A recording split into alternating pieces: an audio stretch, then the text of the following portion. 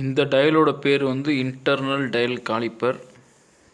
இன்றைக்கி நம்ம பார்க்க போகிறது இந்த போர் டயல் பற்றி தான். இந்த போர் டயல் காலிப்பர் இது வந்து இன்டர்னல் டயல் காலிப்பர் இதோட பேர். இது வந்து ஒவ்வொரு சைஸும் வந்து நம்ம வந்து செக் பண்ணுறோம்.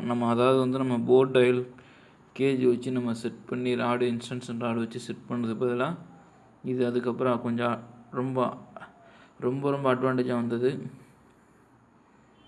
எப்படிங்க அளக்கிறது நான் சொல்ல போகிறேன். இது வந்து பார்த்திங்கன்னா இது என்ன சைஸுங்கிறத நம்மளே கண்டுபிடிச்சிடலாம். இது வந்து 40லேருந்து அளக்க முடியும்.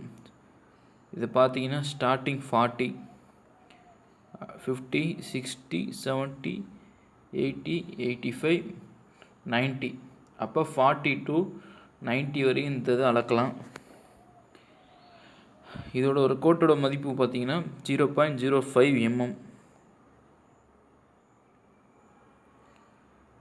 இப்போ எப்படி அளக்கிறது சொல்ல போகிறேன். இந்த 40 இருக்குது பார்த்திங்களா, இந்த சின்ன முள் வந்து 40 விட்டு 41லாம் போகலை, 40 மட்டும் தான் இருக்குது. அப்போ 40 வந்து முழுசு நம்ம எடுத்துக்கலாம். 40 பாயிண்ட் இந்த சைடு பார்த்திங்கன்னா இங்கே வந்து ஒரு கோட்டோட மதிப்பு 0.05. இது பார்த்திங்கன்னா தெரியும் உங்களுக்கு, 0.05, 0.05. மொத்தம் எவ்வளோ? 0.1. இது 0.2, 0.3, 0.4, 0.4. இது 0.5. அப்போ 40.5. இந்தமாரி தான் அதை அளக்கணும். உங்களுக்கு நல்லா புரியுன்னு நினைக்கிறேன். மறுபடியும் சொல்கிறேன். இந்த 40 வந்து முழுஸ்தனமாக எடுத்துக்கிறதுனால நம்ம 40 பாயிண்ட் 40 புள்ளி இங்கே பார்த்திங்கன்னா 0.2, 0.4. இந்த கோட்டை பார்த்திங்கன்னா ஒரு கோட்டோட மதிப்பு 0.05 சொல்லியிருக்கோம். இது ஒரு 0.05. அப்போ ரெண்டு சேர்த்தோம்னா 0.1. அப்போ 40.5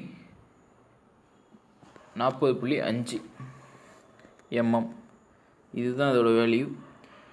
இந்தமாரி வந்து மினிமம் வேல்யூக்கு வந்து நம்ம